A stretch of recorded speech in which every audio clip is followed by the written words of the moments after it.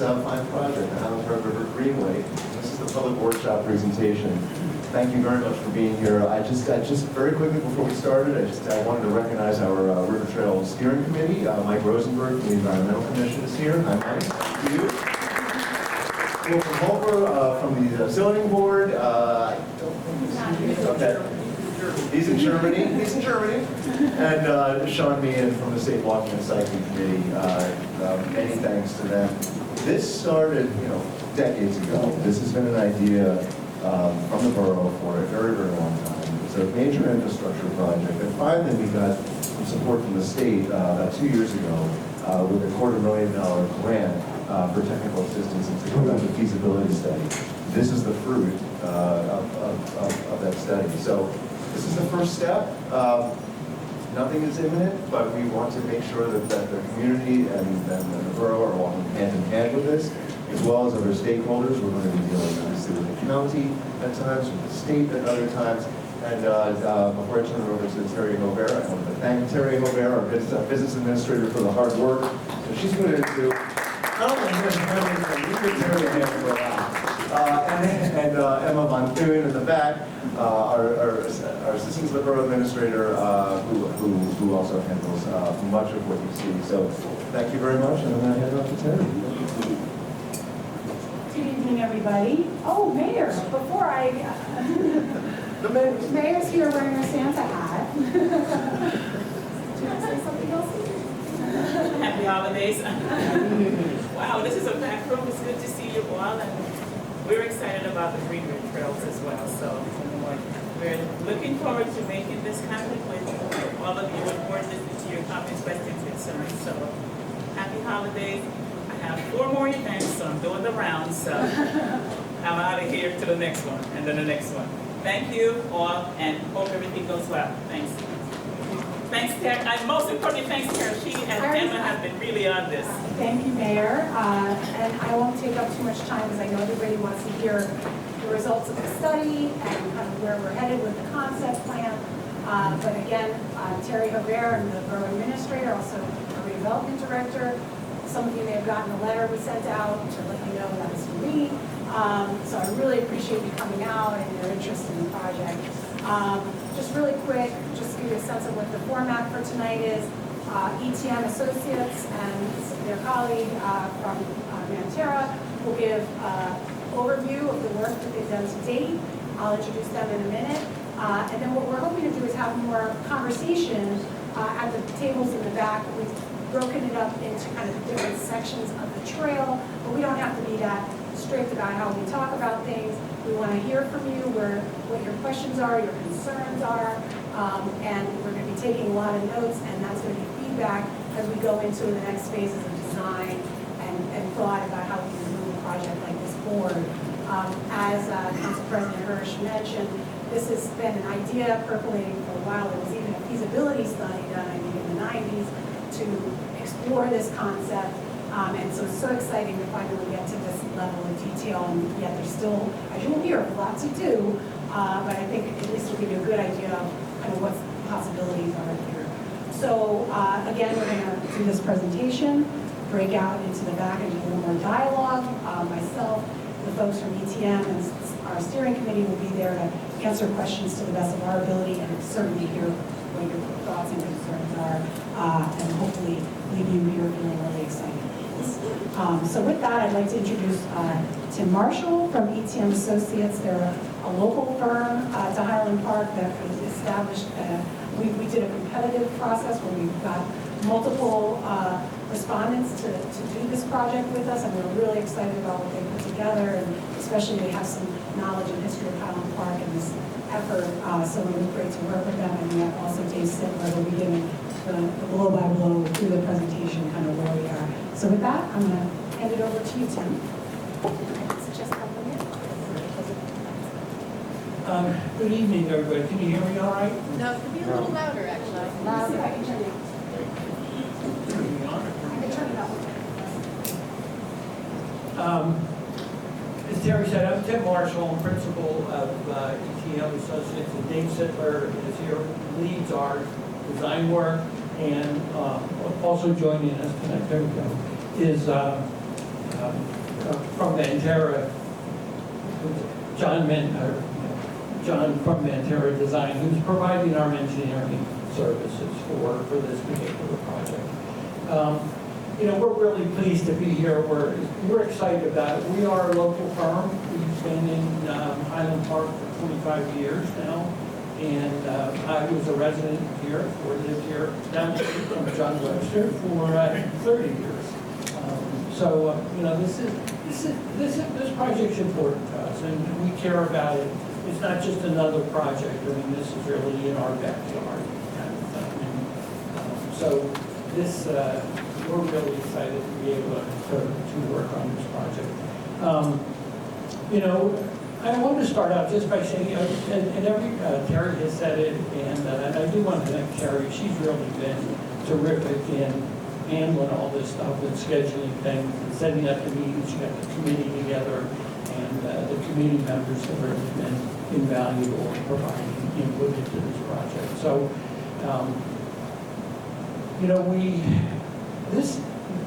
our scope of work, as we say in biz, is to come up with a concept plan. I mean, Terry's mentioned it, Councilperson Hirsch mentioned it. This is not the final plan.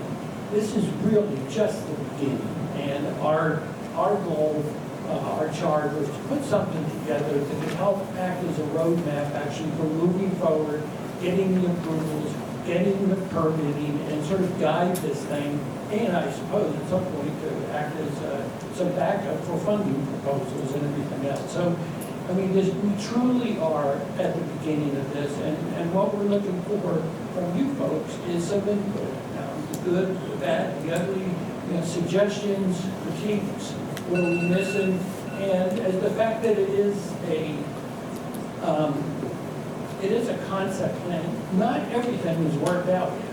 I mean, there are lots of things that still need further study and sort of further thinking about. So, you are here on the ground floor to provide the input, and it's really important.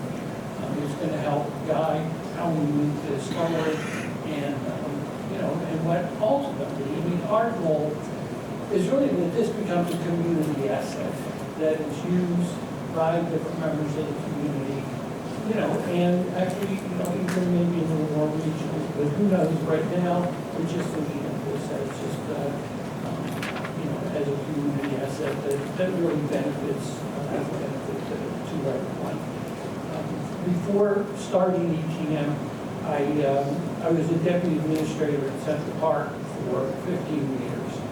And one of the things I learned there was that there were lots of areas of the park that were to be avoided. You just didn't go there. In fact, there was an imaginary line at 96th Street, and you did not go above 96th Street. And what I learned was, bringing in positive use and doing some improvement can have a dramatic impact on a particular area. And it goes from being to be avoided to actually being embraced and sort of part of, in this case, part of the park and stuff. So I know we see things through our own lights today, or our own lenses, I should say, but the change can really make a huge impact on how things are perceived kind of down the road. So with that, I want to introduce Dave Settler. He's going to run through a short presentation, and then we're going to sort of congregate in the back and happy to answer any questions or concerns. Thank you, Tim. Hi, everyone. Dave Settler with ETM Associates, project manager. And here we go. I'm going to walk you through our process for how we essentially developed a feasibility study and ultimately concept for the Highland Park. So our process really started with developing a team, and of course ETM leading the charge of project management and landscape architecture. We also got Mantera on team, who really provided us with engineering support and background. And sub to them, we also had French and Corello, which provided us with geotechnical work, additional permitting analysis. And on top of that, we also together a full site survey, and we defined wetland boundaries, both with separate sub-consultant support on that end. So that really rounded out our team, and what we ultimately did, dig into this property and go through site investigations and analyze the engineering needs, permitting needs, everything that really could be deemed a potential roadblock or a Greenway situation for us. We really turned over all the rocks and looked at everything that we possibly could. And basically that led us to conceptual design. And that's kind of where we are. And of course, as Tim noted, we want to really present to the borough what those potential next steps would need to be to really get us through the finish line. So with that, we'll dig into it a little bit. Can everyone see that, my pointer? Is that visible? Okay. So what this diagram shows is our area of study. This is really what we looked at. And starting at the north end here, this is, so just to orient everyone, this is the NJ27 bridge that crosses from Highland Park back over to New Brunswick. And we've got Donaldson Park to the south. And right in this area, this is the Highland Park Native Plant Sanctuary, where the Eugene Young Environmental Center is located, essentially right here. And that's really our breadth from tip to tail, what we're looking at. So again, we had a site survey completed for this entire area. We defined our wetlands in this area. We investigated property boundaries, river conditions, floodways, wetlands, all of the above. We really dug deeply into this area to help us really determine what is feasible, what can we do here. So again, that started here, and we basically investigated all along the river edge, all the way down to Valley Place Ravine, and further down all the way into Donaldson Park, and investigated this entire area. And of course, we conducted site walks, deep investigations, communicated with the borough, various agencies, etc., and came up with a plan. And we're going to walk you through what really that developed into. So again, jumping back, there's our study area, and here is what we really define as like a proposed alignment for the Greenway. And we'll kind of track this from the north and take a journey all the way to the south, starting at the Eugene Young Environmental Center in the north. And again, we've got Johnson Park just to the north here. And I should note that there is already an existing pathway network in Johnson Park that fully connects to the Native Plant Sanctuary and the Eugene Young Environmental Center at this location, and then traverses all the way down south. And we've defined 6 kind of primary moments, if you will, along the Greenway that start at the north at that location. We call that basically our trailhead, our north trailhead at the Plant Sanctuary, and then we traverse down to the NJ27 crossing, which is a pretty big moment to make sure that we can safely get Greenway users from north to south. And then these 2 dots here represent number 3, which is essentially our River Edge Trail. And then from there, we come down, we have a little moment at this point, which is Skyview Terrace. That's the nearest road intersection right at this point. And we're proposing a small kayak launch at this point. And then as you travel further south, we get to a wetland area where we're also proposing a wetland boardwalk. And then that finally brings you to the south trailhead at Donaldson Park. So that's our journey in a nutshell, and what I'll take you through now is a little bit of a deeper dive into each one of those segments of this proposed Greenway. So here we are in an enlarged aerial image showing the Raritan River on the left, got Riverway on the right, and this is the Native Plant Sanctuary, and there's the Eugene Young Environmental Center right in the middle. So this is where we're proposing our trailhead, our start. And it's a really ideal location due to the fact that we've got an existing striped pedestrian crossing at this point. And again, as I noted before, we've got this existing sidewalk and connection that leads up to Johnson Park to the north. And of course, we've got an environmental center here. It's a really great place to begin. And what are we really proposing at this location? A pretty simple trailhead kind of development. So this is an image of the Eugene Young Environmental Center. And here's just an image of actually a project that our office worked on some years ago in Mercer County, just showing what a typical park directory or trail map might look like, and typical amenities that you might see at a location such as this, including trash cans, some shade structure, maybe some benches and tables, things of that nature. And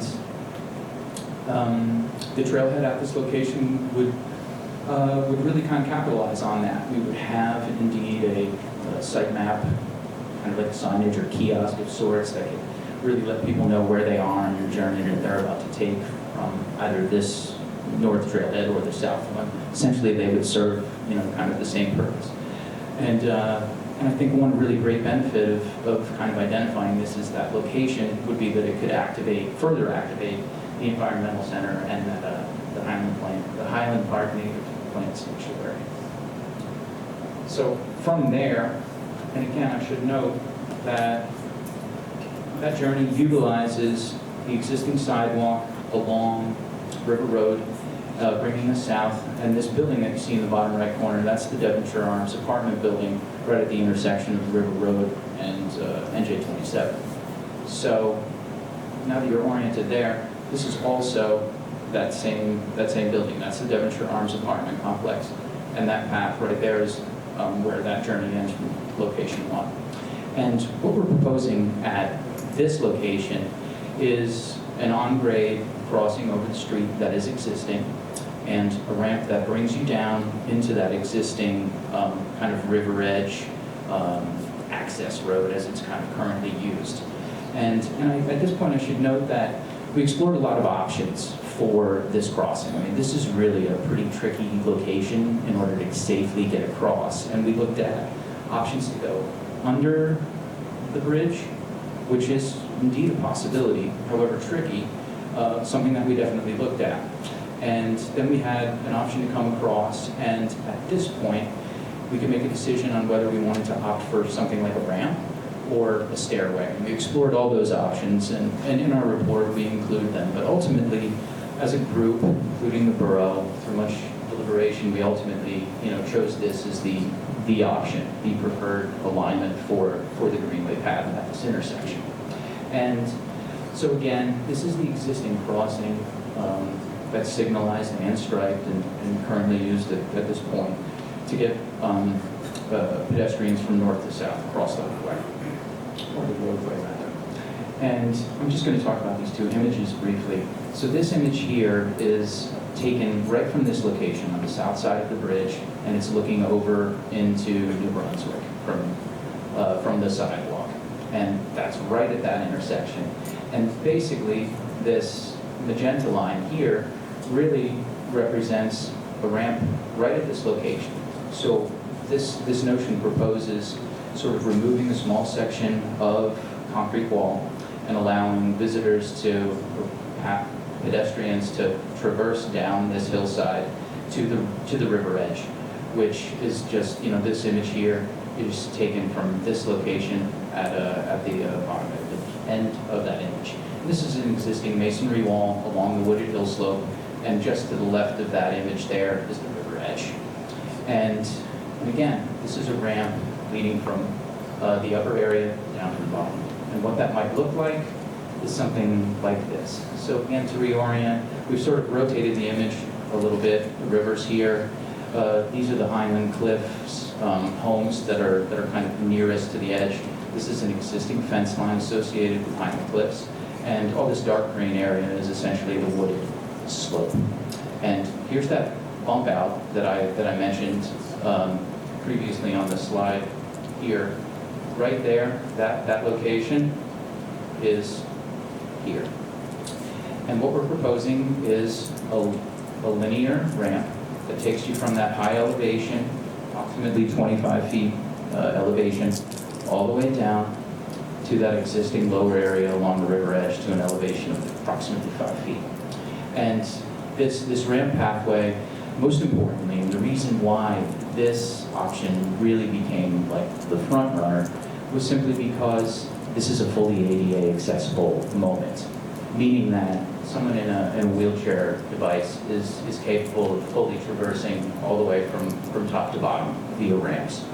which was a huge and important component to this whole thing, because essentially it's providing us with full tilt ADA access from our north trailhead all the way to our south trailhead. And we'll dig into that a little bit deeper, but that's a reason why we really gravitated towards this design and option. And just a little detail on this. Again, this is a fully ADA accessible ramp that has a platform kind of at the third way up. And this moment really will provide great views across the river toward Boyd Park and basically the river and just everything you see across, which is great views. And I should note that entirely along the way, there are wonderful views along basically the entire half-mile of this river edge. So a few design detailing components associated with that ramp and what it might look like would be something like this. So basically along that wooded slope, we're really going to have to hold back grades in creative ways, and ultimately we'll need some walls in order to do that. And we're just showing what those possibilities could be here. That could be simply concrete walls, but we've kind of promoted the notion of utilizing various different materials, and what we're showing here are gabion walls. They're rather common and retaining walls, and we like the notion of using these just simply because it creates a much more interesting surface, and really it dissuades any kind of vandalism or graffiti usage that might be on a typical concrete wall, and it also really promotes interplay with planting and vegetation. So from that point, that brings us down to the river. And again, we've got a linear hardscape trail that runs approximately a half a mile from that NJ27 crossing all the way down to basically Skyview Terraces, where like we kind of consider this nature flavor trail to end. And so neither of these are images of the existing condition there, but they really are a very apt representation of what it could be and would look like. And actually, this image on the left is of the DNR Canal towpath right there. So that's an aggregate pathway, 10 foot wide, very, very similar to exactly what we're proposing. And that's the DNR Canal right on the left. So again, very similar kind of condition to what we're proposing for the majority of this entire greenway. And along this half-mile trek, we could essentially include rest locations along the way with simple benches and signage. And that signage could be interpretive information associated with environmental components that could be found along the river, whether that be learning about fish or bird migration, etc. Any number of options are available to us. And what might that condition look like in relation to, let's say, the adjacent river, as well as residences that are up on the hill on our property? So here we are, we've got the river down at the bottom edge, and pretty much consistently throughout the entire run of this existing pathway. And I should note that this is existing. So this little notion that you have here, this pathway, is an existing access roadway used by the Municipal Utilities Authority for maintenance of their piping that they have. There's sewer pipe, there's water pipe along the way. And this access way is regularly used by those utility providers. So it's already there. It's an easy fit for us to pop it in. It's low cost and already there, ready to go. And again, it really resides maybe just 5-10 paces right off the edge of the river, and generally dry, on an average day with tide rise and fall. It's totally dry and existing. And when you look up to the east along the edge of the hillside, this is a typical condition where you really do have a fairly major grade change between residences and this proposed greenway. And between that, it's generally very heavily wooded with mature tree canopy and a fairly dense understory throughout. Now again, this isn't consistent throughout the entire run of the greenway, but a fairly typical snapshot of what conditions look like.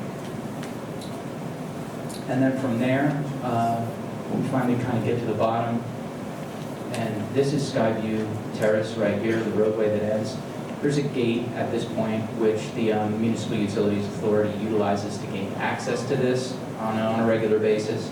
And in our travels, we've encountered them. It's pretty actively utilized by them. And it's a great location for a potential kayak launch. And what's so alluring about this location is that it was the site of the former Reds Marina, and prior to that, it was Ayers Beach. So this was a recreational area, and then kind of turned into this marina condition, which is an image here actually showing like a water plane parked and stored in Reds Marina at a point.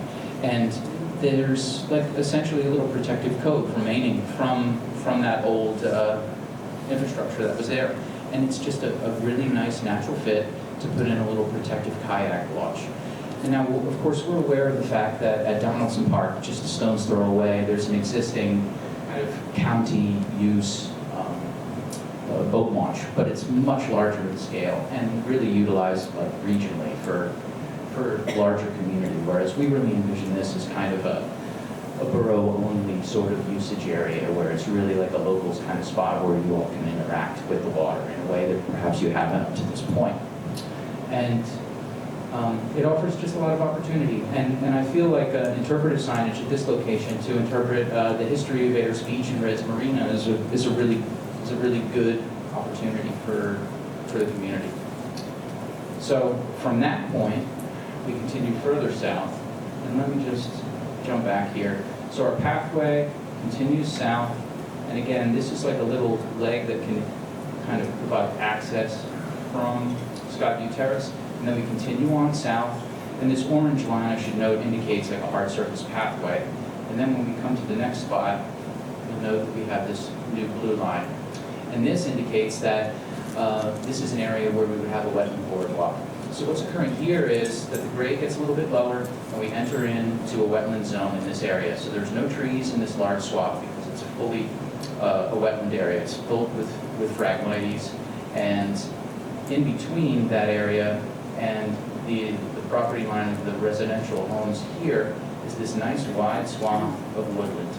And the reason why we've poked into this area is because the river floodway travels all the way out to roughly this edge. So on high water, you can really get a lot of fast-moving water all through this area. So we wouldn't be able to essentially install a structure or a boardwalk in that area. So we kind of pulled it back into this zone. We've got this nice, wide, kind of healthy area where we can run a boardwalk through this area. And what that's going to provide us is just a really, again, an interesting location where we can dig into some education, interpretation, bird watching, just really good opportunities for program and recreation. And we could even kind of take that a step further and build some interesting nature blind walls into this linear boardwalk along here. And what else have we got? So I'm showing just a few images of the existing condition here. This is taken along the edge of the river, looking west over at Boyd Park in the distance. This is that tall stand of phragmites that I was mentioning to you. And then this image is within that woodland zone where we're proposing the actual wetland boardwalk. And you can see the phragmites in the wetland area just on the left side of the screen. And of course, the residents' backyards, if this image were to pan a little further right, you would see them. But again, it's a rather wide swath and very suitable to put a pathway in. And these images just show a couple of representations of what that might be. Here we're showing, a fairly wide, elevated boardwalk without a curb. This one does have some curbing. Of course, there are options to put in full railing if needed. And these two images here actually show, so these are photographs of work that our office has done in the past, showing what we refer to as nature blinds. So essentially little places along the path where visitors can take a rest and kind of peek out these little interesting holes to view the nature that's on the other side. And it also provides an opportunity to apply interesting interpretive information on the inside. What we're showing here are just kind of like little open pages of, like, let's say, a field guide that represents the various animals, whether it be squirrels, fox, birds, that you might be able to find if you park here long enough and kind of stay quiet and wait for something to come on by. And this is just a quick render of what that might end up looking like. So again, here we've got that woodland on kind of the outer edge, and you're looking out over the phragmites off to the river. And that brings us to location 6, all the way at the end. So again, there's that boardwalk finishing off, and then a pathway that leads to the existing parking area at the west edge of Donaldson Park, which provides us with our finish line, our trailhead at Donaldson. And this really makes that strong tip-to-tail connection from south all the way to north. And like one really important point that I'd like to make here is that what we've been able to accomplish in terms of design from the north to the south is a fully ADA compliant pathway from top to bottom. And I believe that concludes our walk and journey through the proposed Greenway. And I'd like to thank you all for coming and having a listen. And I suppose maybe at this point, yeah, I'll pass it over to Terry and she can kind of lead us to the next phase of this evening. Thank you, David. Thanks. So I neglected to mention at the beginning, during the housekeeping, a couple important points. One, these slides, as well as the draft study, will be on our website hopefully as soon as tomorrow, as soon as I possibly can get them up there. So I know I saw some people taking photos of the slides, which is great, but you can also look for those, and we can even put the exhibits up as well that are in the back of the room. So I just wanted to reassure you to have a chance to take a closer look at all of these things. But what we had envisioned at this point, because we really want a chance to kind of dialogue with the folks here, is we would kind of break and go and we can spread out and have conversations about the various segments. If you have more general questions or concerns or thoughts, we can also take those. It's a flexible format. But I'll be at I'm gonna move over here. I'll be at a table, Dave will be at a table, Tim will be at a table, and then we have our committee members as well that'll be there to kind of help us facilitate the conversation. So I obviously speak louder than the other.